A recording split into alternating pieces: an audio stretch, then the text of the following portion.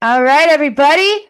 Thank you so much for joining the first Q&A of 2026. I am Cameron Jewell with Community Nourishment, and these live Q&As, they're the special offering to me. I'm really passionate about bringing awareness to asking questions, questioning everything. Why do we do what we do? Why do we believe what we believe? Why do we eat what we eat? And especially in the health and wellness world, there are just so many different brands and companies and people and gurus and doctors, and everybody's got the answer.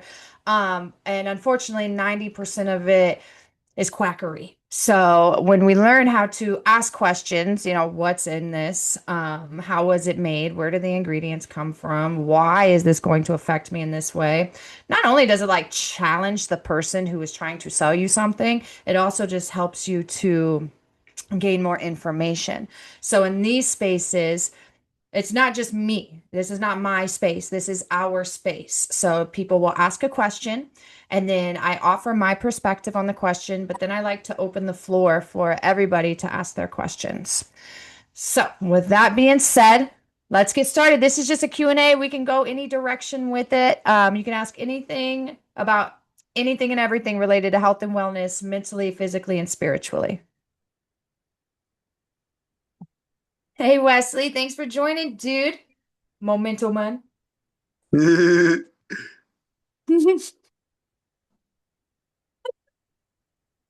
All right, who's got the first question? I'll go first. All right.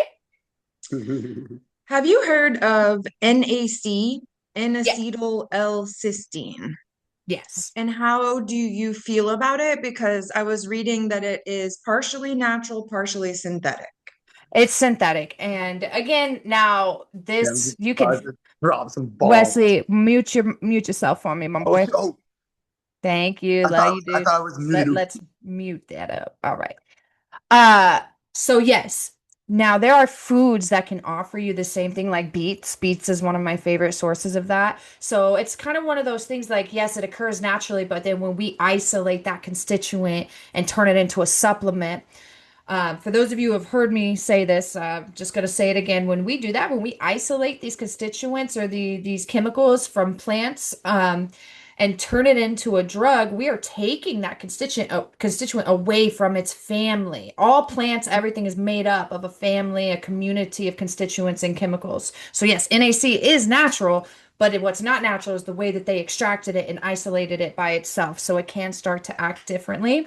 But it does have some really good benefits. But like I said, like eat your beets. I know this might sound a little gross, but eat enough beets that your bowel movements look like beets. Like I eat beets every day, and sometimes it's like, oh man, am I okay? Oh no, I just ate a bunch of beets last night. Like, okay, that's great. Okay, awesome. So I did not know NAC occurred naturally in foods. I was reading that it the cysteine that's found in foods doesn't get to the right places, and that's why you would take the supplement. Mm, that just doesn't make This sense to is me. it's in regards to the kidneys. Now I could see if you were like compromised in some way, like maybe like your kidneys were already compromised and not functioning properly, or Hmm. if you were deficient in other minerals, because all nutrients require other nutrients and minerals to function properly. And now, mind you, I need to dive into this a little bit more before I, say anything concrete. But I will say that if it's something our body needs, then it doesn't make sense to me that we can't get it through food because God gave us everything our body needs through food. You know what I mean? Sure. Yes. Yeah. In this case, I am talking about someone who already has kidney issues. But what you said makes sense for healthy kidneys. Yeah. Okay. Thank you. Yeah. And again, I honestly don't want you to take my word on that. I want to dive in a little bit more. And that's the second time that thing has come up today. I don't want to, like, everything's a chemical, right? So the second time that chemical has come up today. So I think I should look into it. Okay. All right. Nice. Thank you. Who's next? I think a lot of people are going to come late today.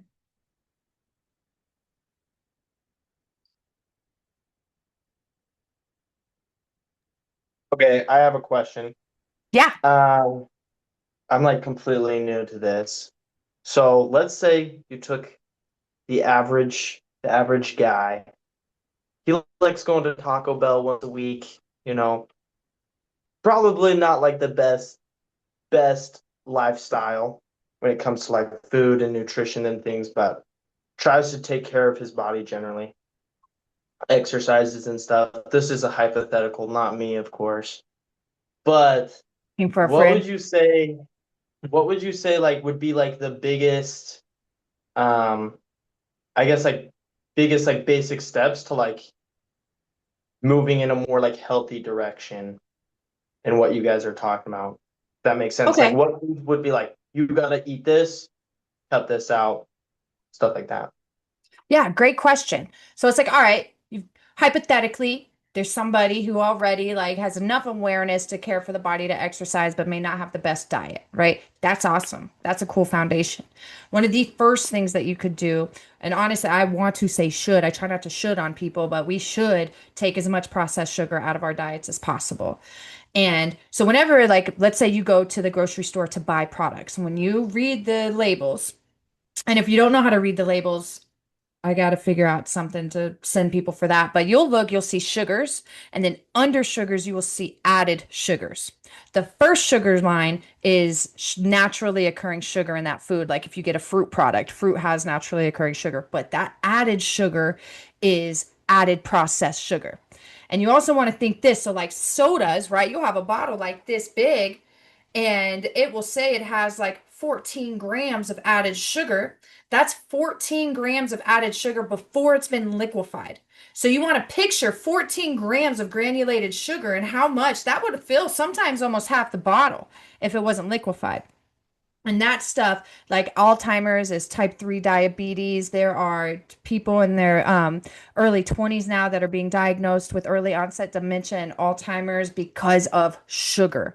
Sugar is very addictive and it deteriorates the tissue in the body. So, boom, first thing, let's cut out as much processed sugar as we can.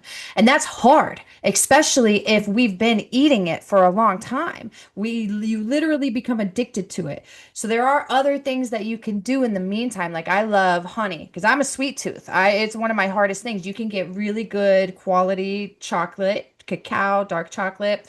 You can get some honey and make sometimes I'll mix that up with cacao when I'm really have a craving. I'll just take a spoonful of that.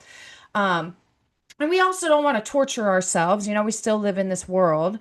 So again, somebody who's starting fresh with this radical change is not sustainable. So it's like, okay, to make a food journal.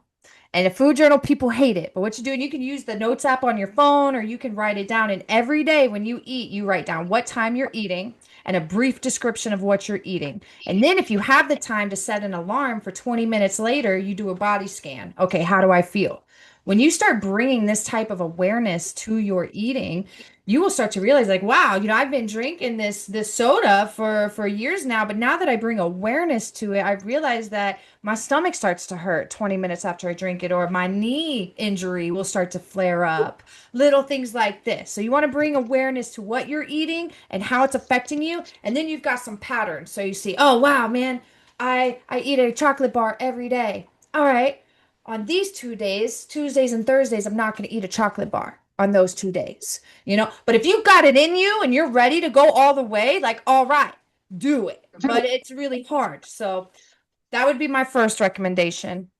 Keep track of your food, start to recognize patterns, and then make a plan to make small, shifts in what you're eating. And hydrate, hydrate, hydrate, hydrate. And drinking just plain water is great, but a lot of people don't know that when we drink plain water, we're just flushing. We're just flushing, and that's great. You want to flush, but to get that water into your cells, to truly hydrate the tissues of your body, you want to put like a pinch of Celtic salt, sea salt, or take like some electrolytes or a mineral formula because minerals are what helps to carry that water into your cells. But if you start drinking a gallon of water every day with some salt in it, That alone is going to do a lot for you. And then I tell people fruits in the morning. You can eat as much fruits as you want in the morning, unless you're like diabetic, but your average person can eat as much fruits as they want in the morning because all that natural sugar in there, you're going to work it out through the rest of the day. You're going to expend that energy. Fruit is our species specific fruit food. We are supposed to be eating it. But in the mornings, and then for lunch and dinner, whatever quality protein you want, and vegetables. And if you can, I have a saying, and I learned it from my teacher. I adopted her saying, whoever eats the most vegetables wins. Straight up. Like, you want to be the best what you do? Eat a bunch of vegetables.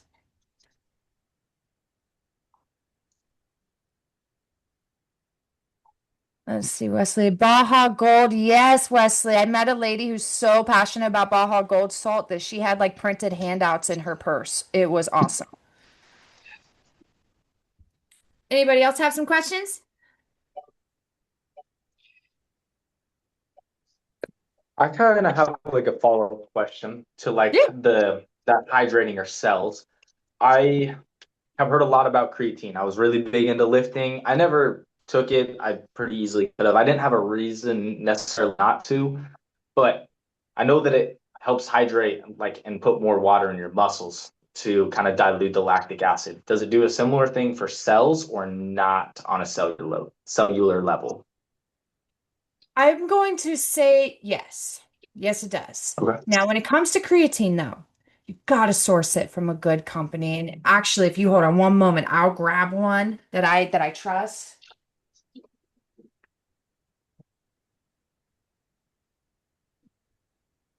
It's one of the more affordable but cleaner versions, and you can get this big thing on Amazon for like 25 bucks. It's NutriCost.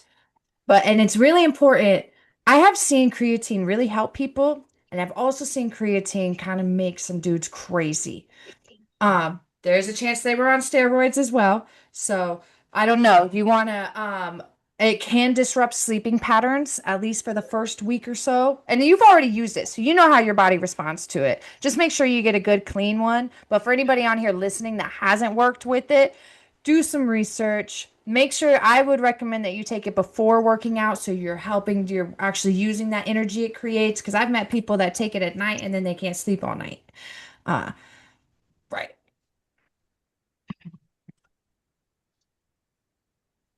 Let's see. Refillery said, are there certain fruits that you should mix together? That's a great question. What you should not do is mix fruits and vegetables together. And since reminded me of that, I want to say that because a lot of people will make smoothies and they'll put fruits and vegetables, kale, and all sorts of stuff. And fruits and vegetables actually compete for digestion. And vegetables take longer to digest than fruits. And then it turns into this weird kind of like rancid thing going on in your stomach. So always separate fruits and vegetables and eat your fruits first if you have to eat them close together. Um, but honestly, I can't.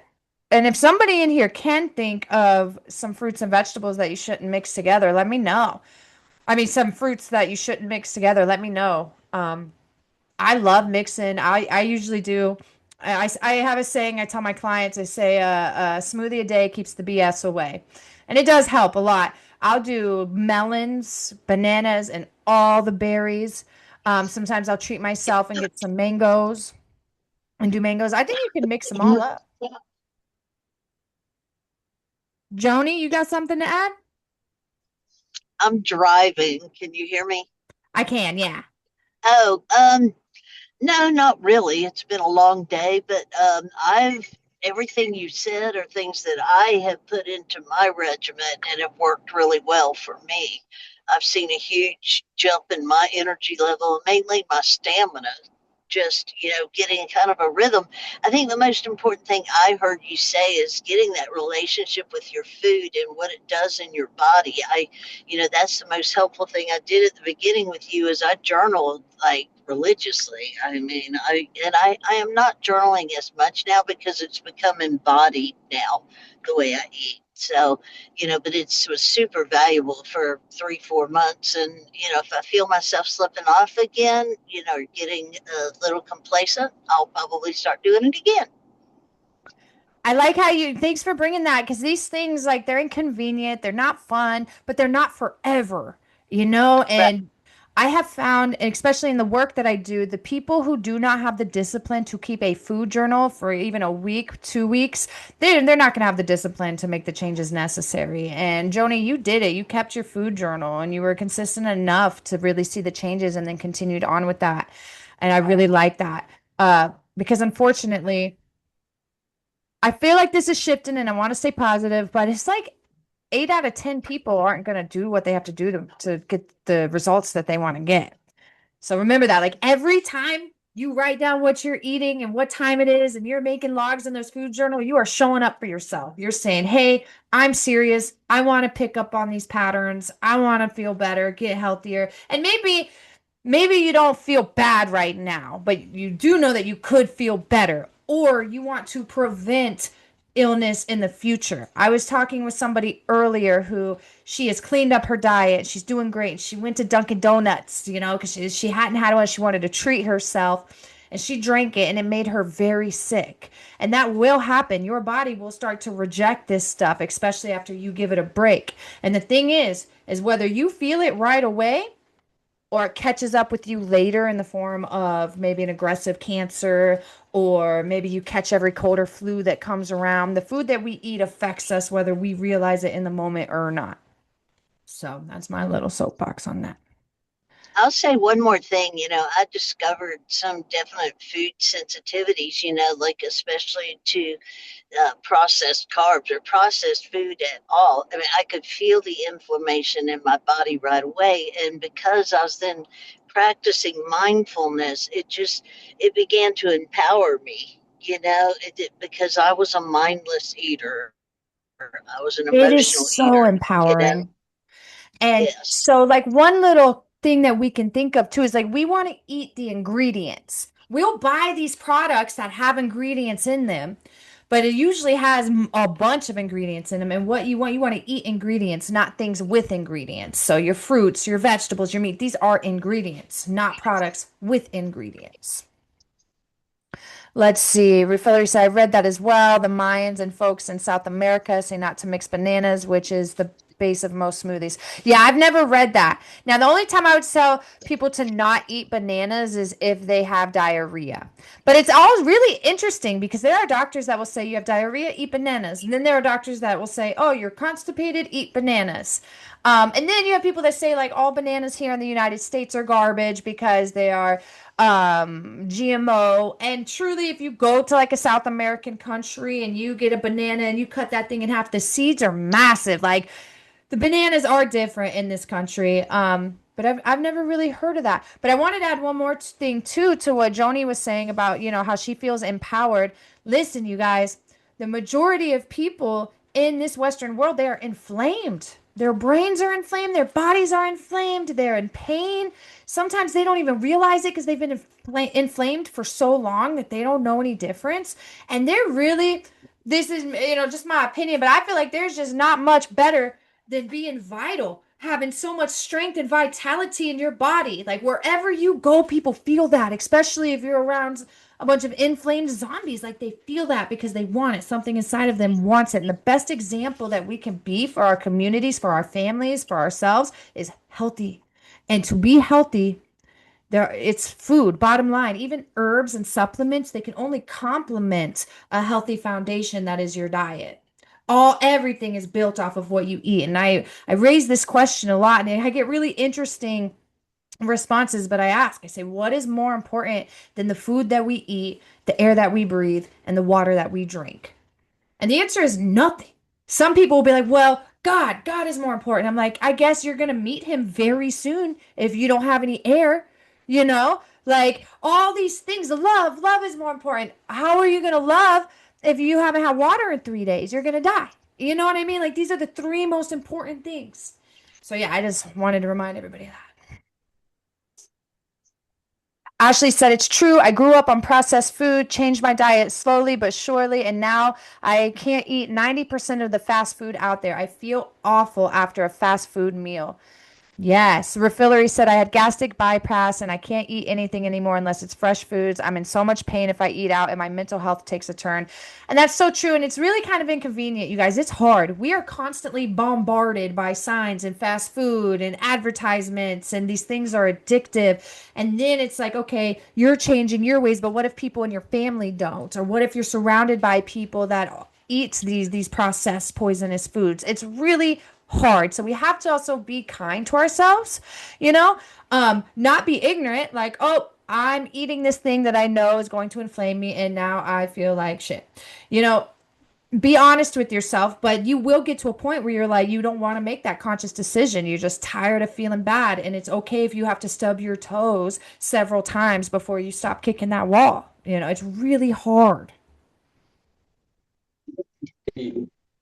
Thank you so much for this opportunity. We got to get going, but this was really, really cool. Thank you You so guys much. rock. Thank you. I'll see you You rock. Sunday. See you Sunday.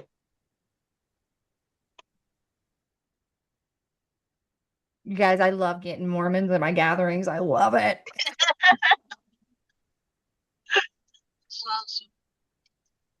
All right. So, who has another question? I see more people popping in. That's awesome. Thank you. If you have joined later, just know if you these are recorded and posted publicly. So if you want to ask a question without your face in it, that's fine. Or if you want to type it, or if you want to just join the party all the way, whatever you want.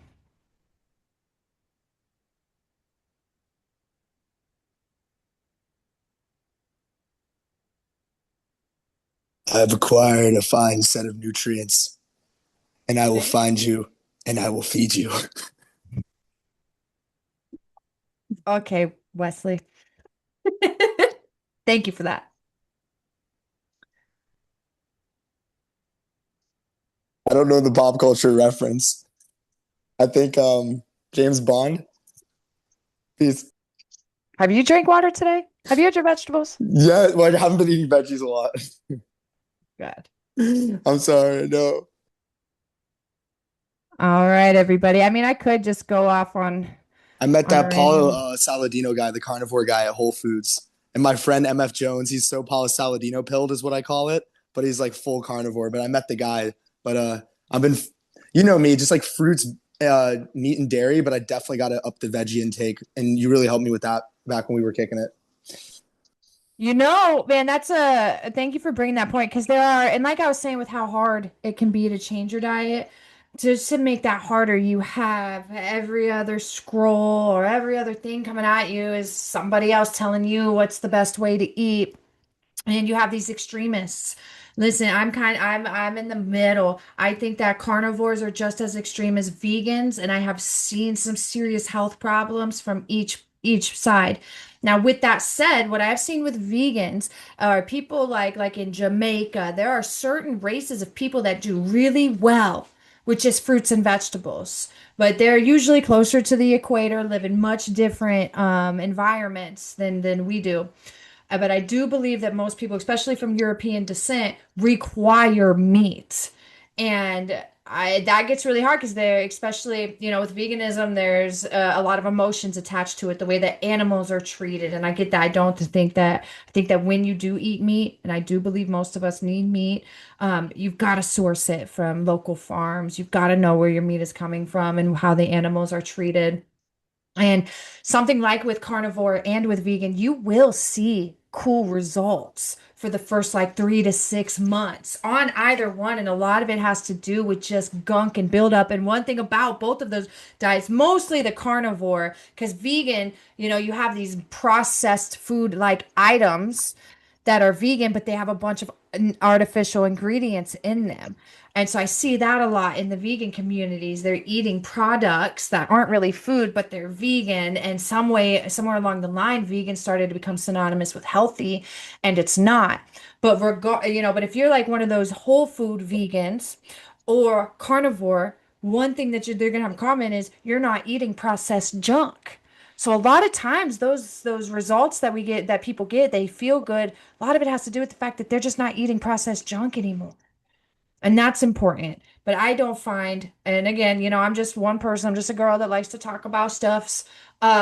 I don't find that either of those are very sustainable long term. We have vegetables for a reason. We've been eating animals for a reason. But I myself have experimented with both. And when I eat just meat for too long, I just feel kind of, But if I'm just eating vegetables, especially as somebody who does a lot of weightlifting, I don't feel strong enough. I feel really tired. So that was a nice little direction to take that, Wes. Thanks, dude.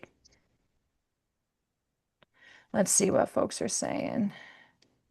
Met someone yesterday who was so impressed with vegan peanut brittle, and I read the ingredient label of all the seed oils and gums, etc. A lot of vegans do not realize how much garbage is still in it. They don't. And something that I've seen again on both sides with these extremes is they're also kind of cult-like. And I have seen it here in St. Augustine, there's just a lot of it. And like people be like, oh, I'm vegan. And then like three other people are like, good for you. Way to go. All right. And like, cool, great, but then I've seen them also kind of shame people who eat meat. And I puff my chest out in those situations. I used to, because it's shaming people on the way that they eat doesn't help much either. Kind of feel like a hypocrite saying that because I do make fun of people sometimes for being dehydrated, but everything in moderation, right? Speaking as a non-meat eater myself, I get so scared with everything on the shelves. Oh, it's so hard. It really is. It really is. And now, are you a non-meat eater because you shared up here that you had the bypass surgery, or is that like is it hard for you to digest meat now, or is if you don't mind sharing like what your preferences are? Yes, most meats are hard to digest. Yeah, that makes sense. Um, yeah, that makes a lot of sense. I think plus I can hear them crying.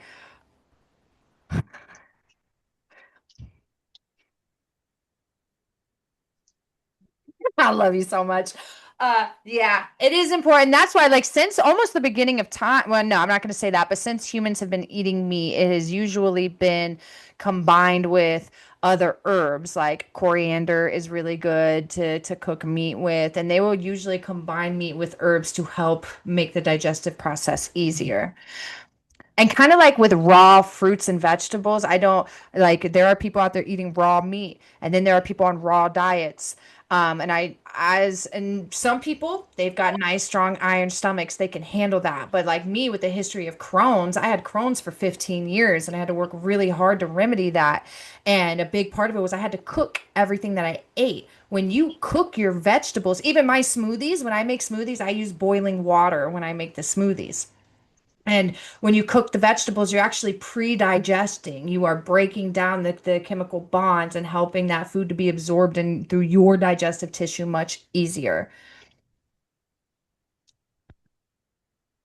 Wesley said, I've been eating raw cam. Funny, I actually just ate venison, beef, heart, and liver mixed ground up raw with agave, ketchup, and coriander. Well, I gotta say, you're one of the most wild people that I know in the world. So I'm not surprised, my guy. I just warm it on the skillet or put it in the oven. It's not raw if you warm it or put it in the oven. But I'm glad that you're doing that.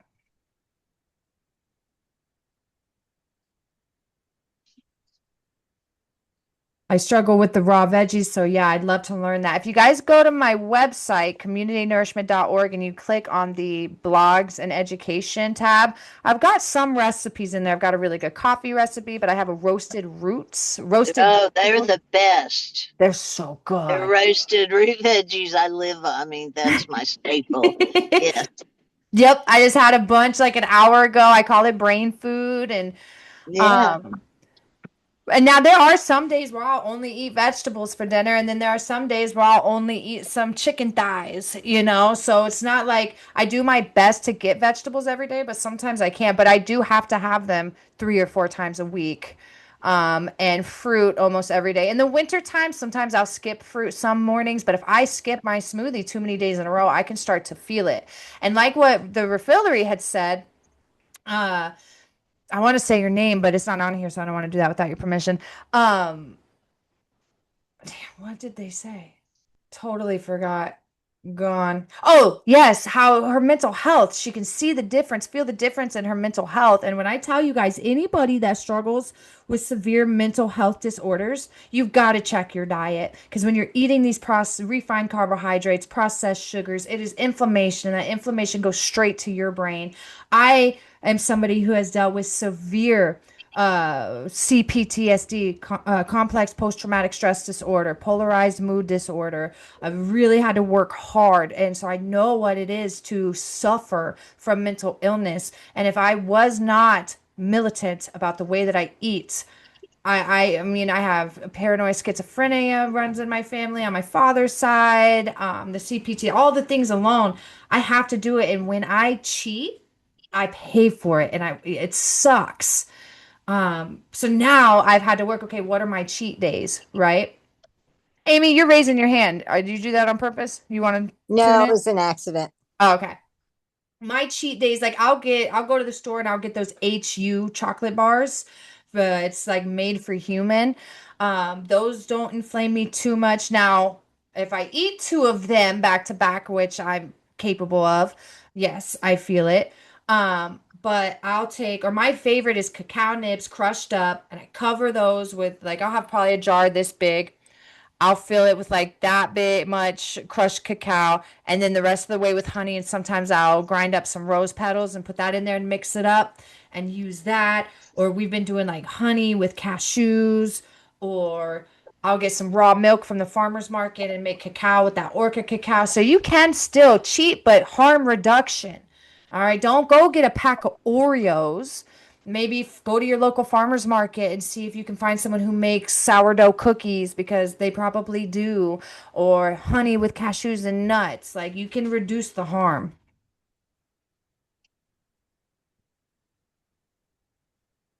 Cameron, it's Joni. Can I say something? Please.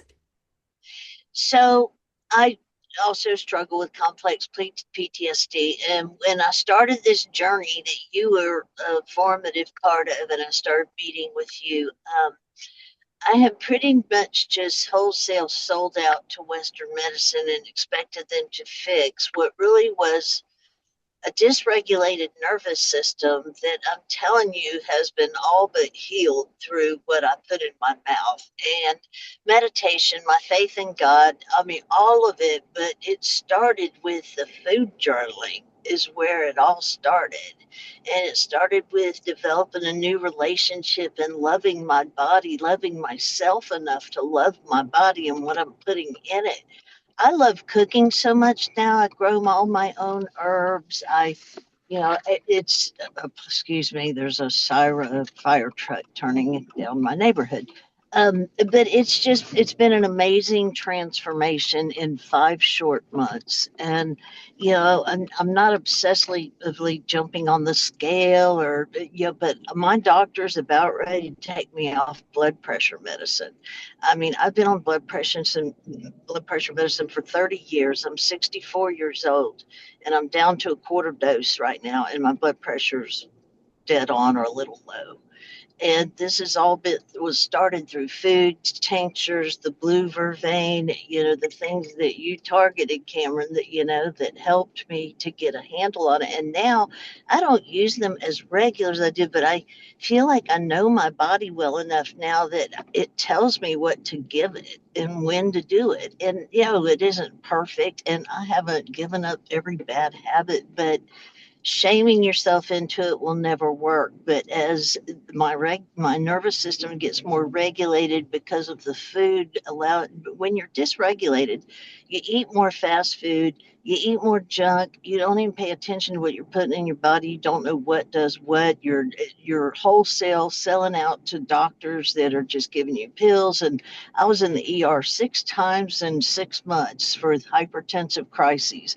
I was told I had heart failure. I was told I had a brain disease. I don't have any of that.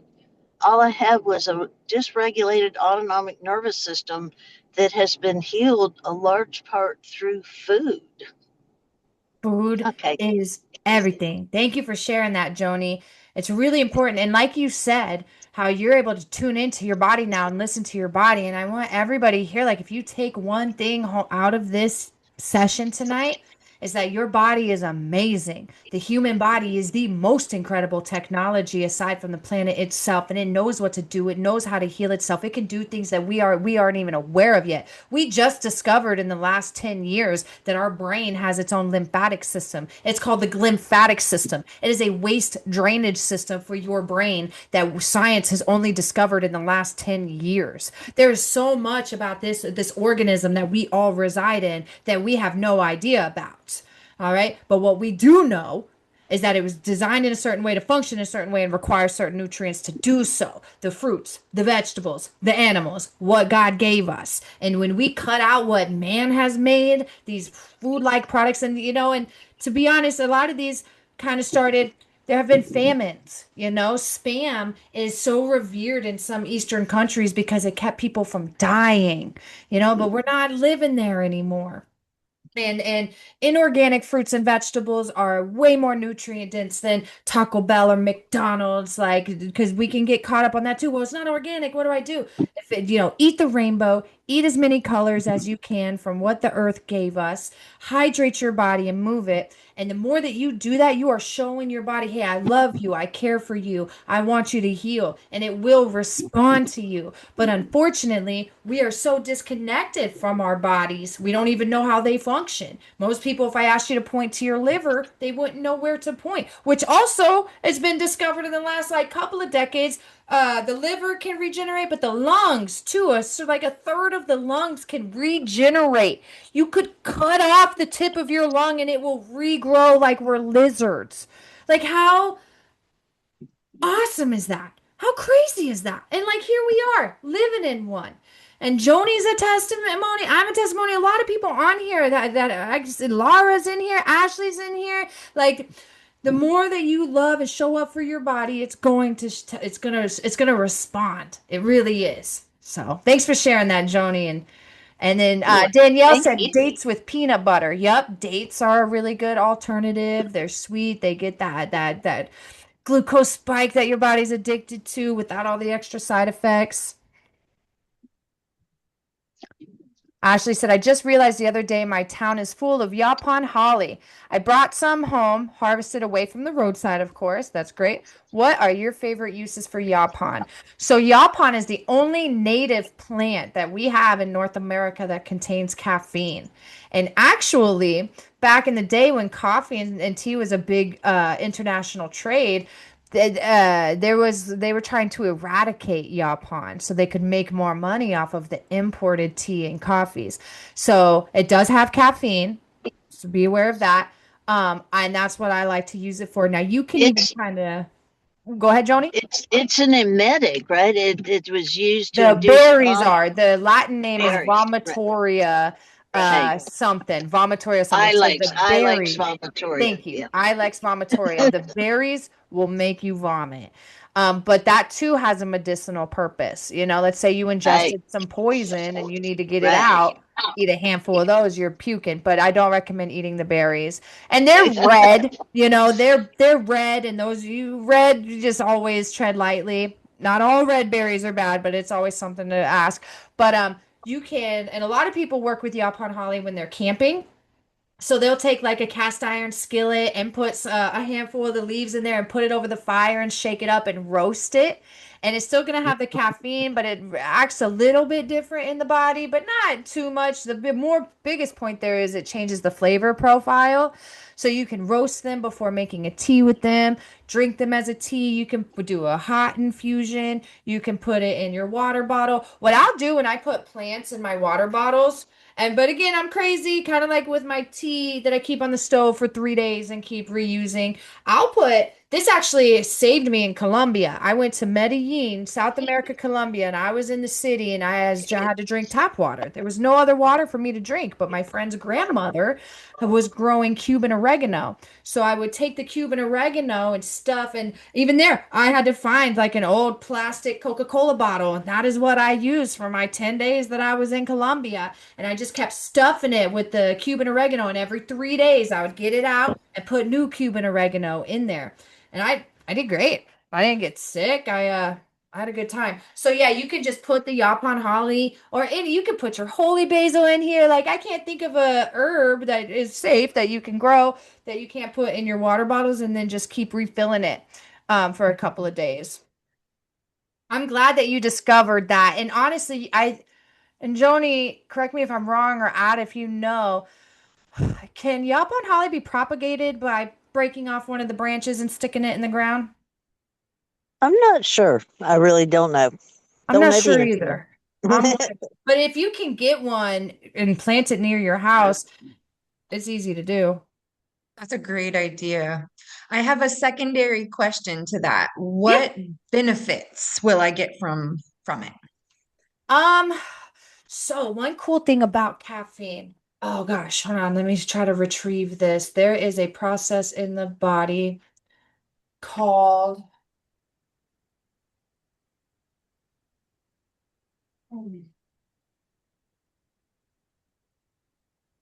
so I can't think of the name of the process right this minute, but I will. But what the process does is our body has this oh, it's gonna bug me if I can't tell you the name of it though. So what caffeine does, and this is why too, they will recommend like green tea for cancers. The name of the process isn't as important right now. I'm gonna tell myself so I don't freak out. But our body has this system built in it where if you have a tumor in your body, Genesis.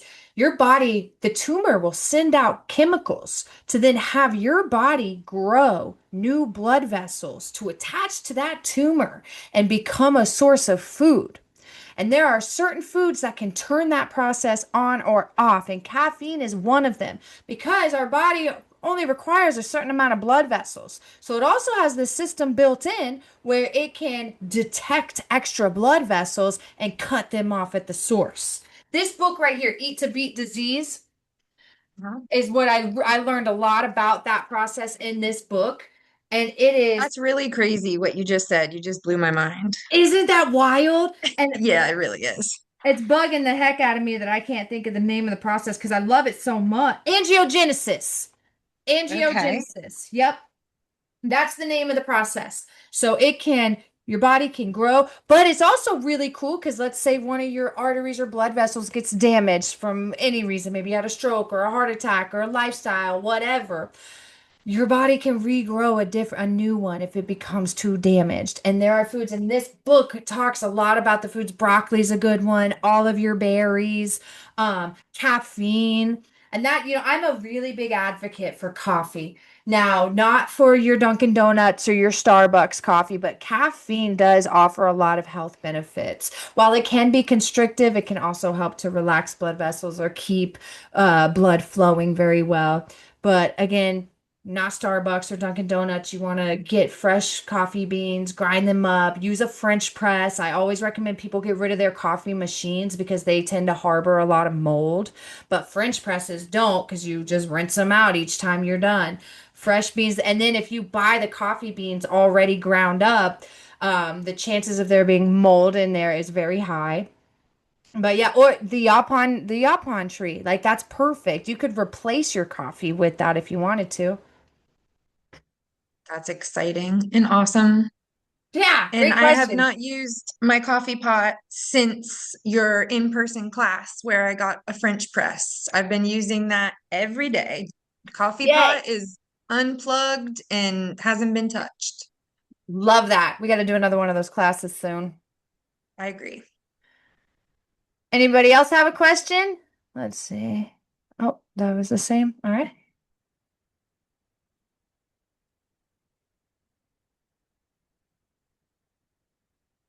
We got a few more minutes. Oh, also, you guys, listen, no pressure. I do these for free because I love it, but I do want to let you know that there is this kitty cat. I have named him Tommy, and he needs a lot of medical care, and I'm going to pay for it myself. We're looking at like $500. So I'm gonna put my Venmo and Cash App in here, and my phone number if anybody wants to Zelle, if you would like to contribute, because Tommy is a sweet boy, and we have to capture him tonight, and then he's coming to live with me. So there's that.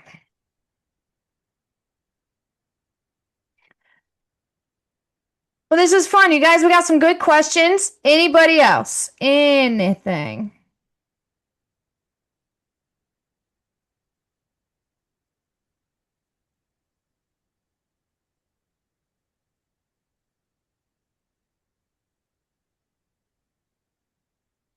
Heard to only drink coffee black without glucose or dairy.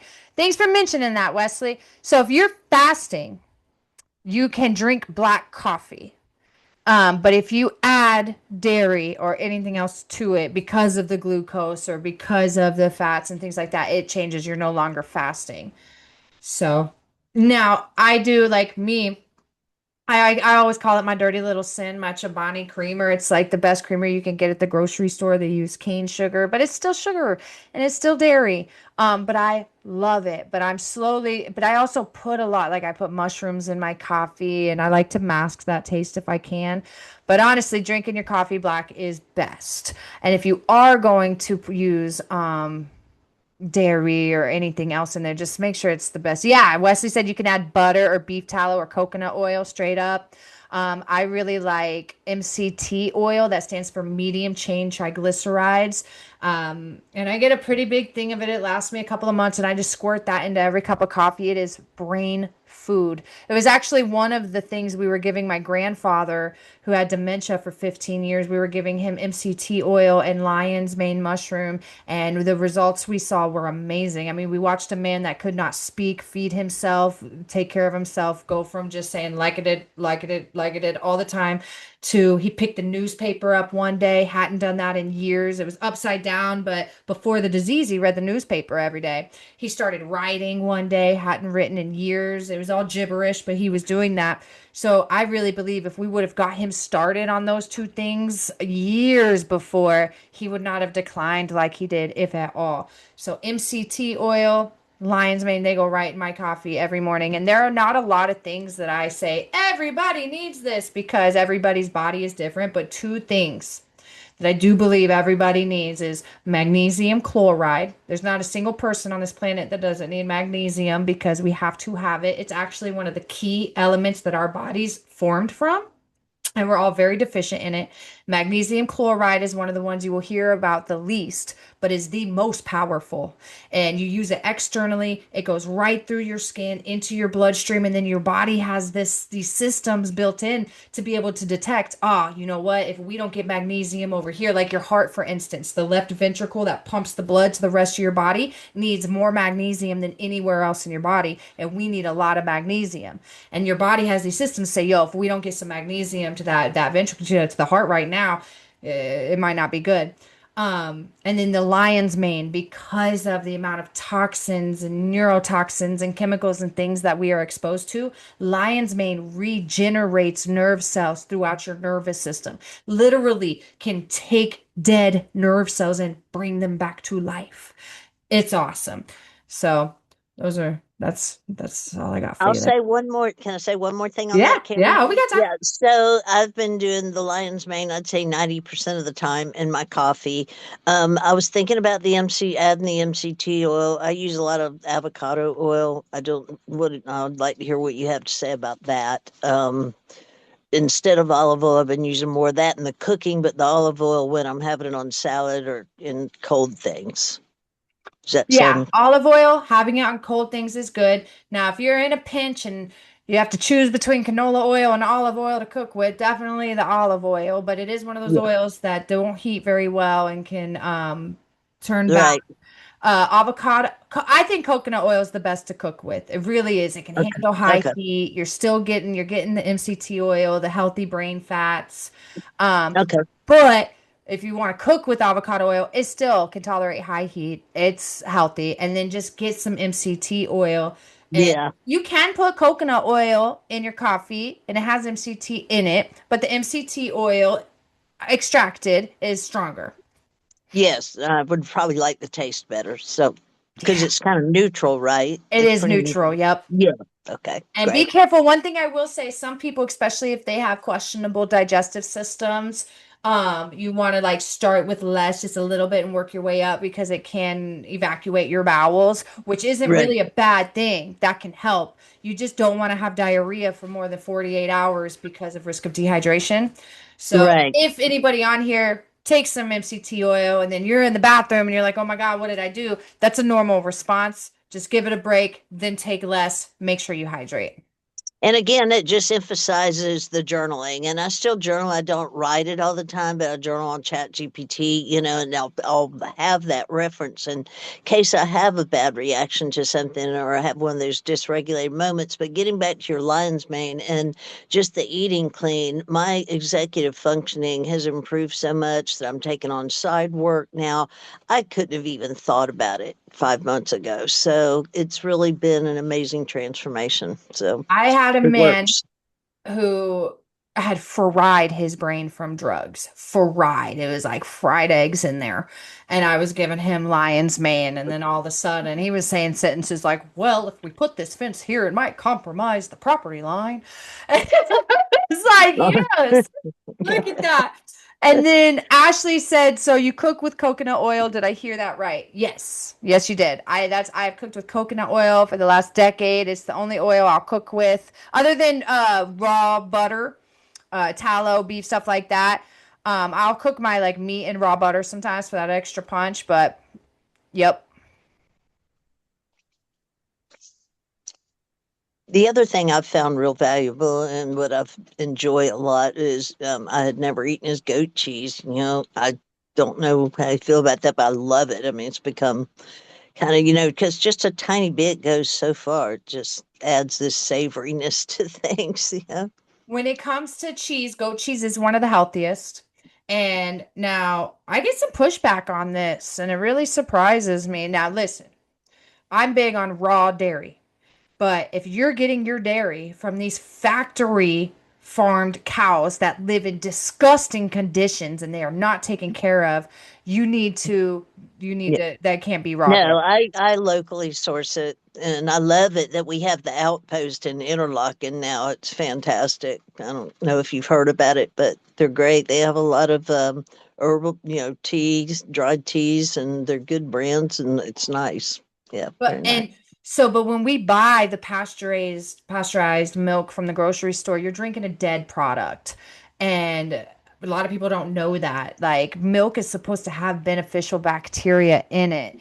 So I like raw cheese, raw dairy. I love goat cheese. I like to get it raw, but also if you're like battling IBS or Crohn's or some severe digestive disorder, you want to heal that digestive tissue. Take a couple of years to heal that digestive tissue before you do any dairy, whether it's raw or not.